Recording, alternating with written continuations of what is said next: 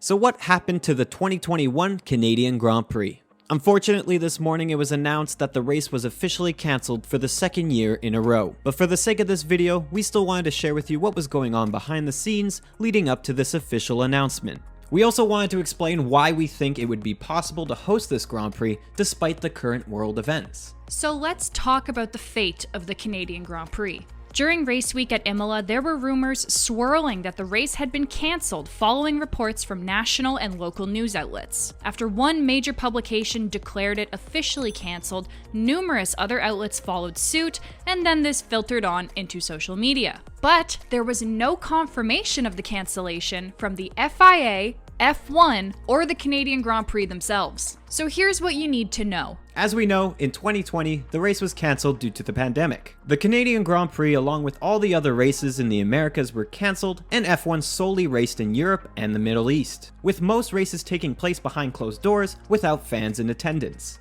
But given how things went last season, we were fairly confident that F1 had figured out the logistics required in order to be able to host races across the regularly scheduled calendar. If they managed to host 18 races in 2020 with several last-minute decisions, then surely this year they'd be able to extend to the Americas, right? Well, apparently it was more complicated than we initially thought. The Canadian Grand Prix was set to take place on June 11th to 13th, following the race in Baku the week prior. Perhaps not the best choice to put a double header for two races on opposite sides of the world. So what made this logistically difficult? Well, for one, Canada is following very similar quarantine protocols as Australia, requiring all international travelers to quarantine for 2 weeks upon arrival. There were talks of diminishing this to 7 days for this particular exception. CBC News reported that F1 officials are also asking to bypass the mandatory 14-day quarantine for the hundreds of staff, crew members, and drivers.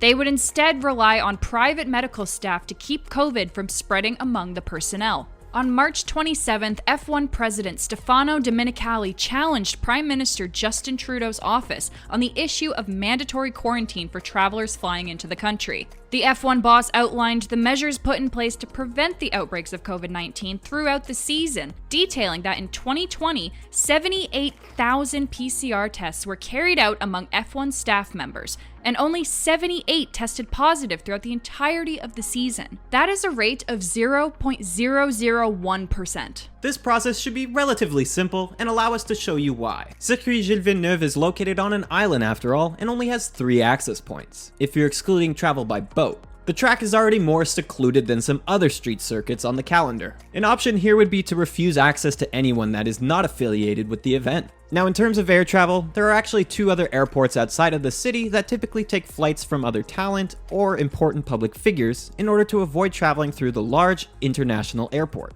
If F1 were to utilize these airports, the staff, drivers, and crew could fly in through there. This means they would avoid dealing with the crowds of our main international airport. From there, shuttles can be set up between the hotels that can be blocked out for staff and teams to isolate while they're in the city. This would allow them to come in and out of Montreal without interacting with anyone from the public. So as you can see, the main fear is the risk of contact with outside members of the public, with Quebec outlet La Presse indicating that the concerns relate to the gathering of more than 2,500 visitors with a high potential for contact with volunteers or local staff involved in the organization of the event. However, the National Director of Public Health, Horacio Arruda, has sent all signals that holding the event behind closed doors would be possible under certain conditions. Of course, this would mean there would be no fans at the Grand Prix, and although it's unfortunate, it was kind of to be expected, as Montreal is still very far from being able to safely host events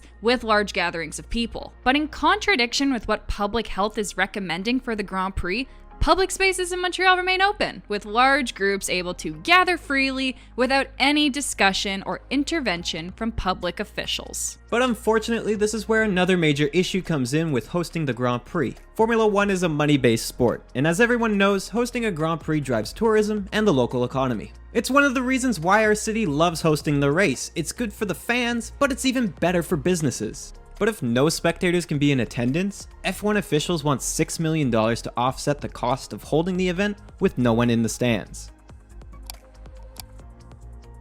Here's what our leaders said about the funding situation. Montreal Mayor Valérie Plante has made contradictory statements saying that the city can't invest money into the event, while also being vocal of wanting the race to take place at the start of the summer.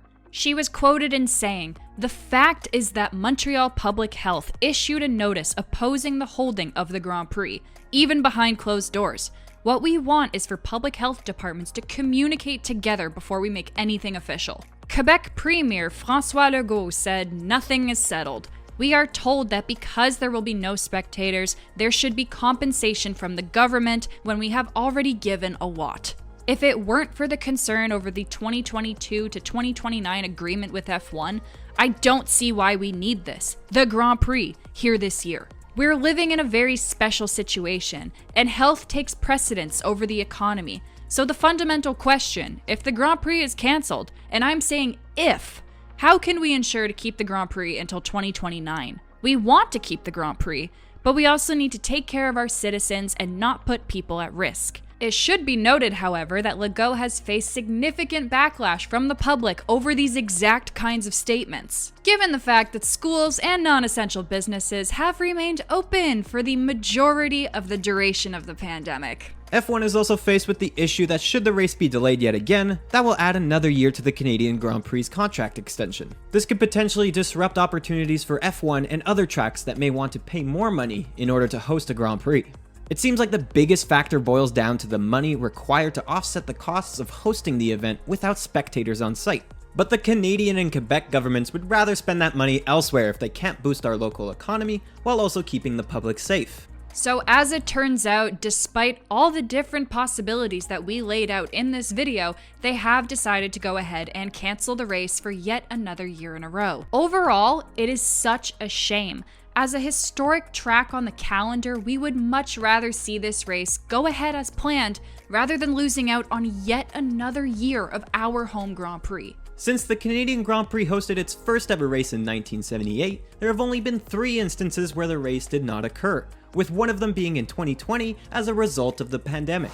So what are your thoughts on the matter? You now know ours. We are incredibly disappointed to be missing out on yet another year of the Canadian Grand Prix, especially when conversations of rescheduling it to later in the season never really came up. If you have enjoyed this video, don't forget to leave it a like, hit that subscribe button if you are new, and we will catch you in the next video. Bye!